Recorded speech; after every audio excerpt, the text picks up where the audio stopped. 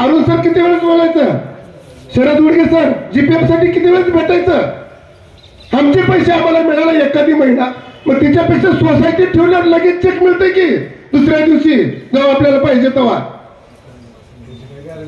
दुसरी गोष्ट सर्वात महत्वाचा, त्यावेळेस मी अरुण सरला बोलून चर्चा केलं, अरुण सर आपण निवेदन देऊ आणि 1 मार्च पासून आणि योगाने शरद उडगे सर त्या ठिकाणी तिथं आपण शिवसाहेबांचा नवीन आले होते सत्कार आणि त्या दिवशीच निवेदन दिलं.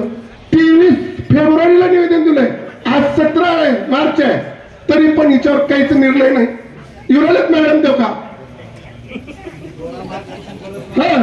की 1 नोव्हेंबर 2005 पूर्वी जे शिक्षकांचे अधिसूचना किंवा जाहिरात निघाल्या त्यांच्या ऑर्डरी सगळे प्रस्ताव देऊन 4 महिने झाले मॅडम.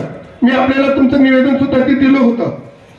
जालना जिल्हा परिषदनं 66 लोकांच्या त्या ऑर्डरी काढलं कायमच्या, म्हणजे आधी जीपीएफचा नंबर द्या म्हणून, पण आपली जिल्हा परिषदला ते पत्र अजून निघत नाही.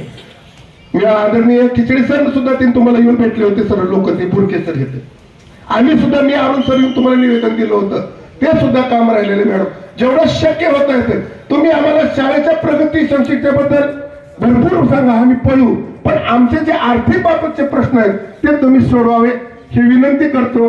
आणि मी आदरणीय आमचे नेते, एक अभ्यासू व्यक्तिमत्व आदरणीय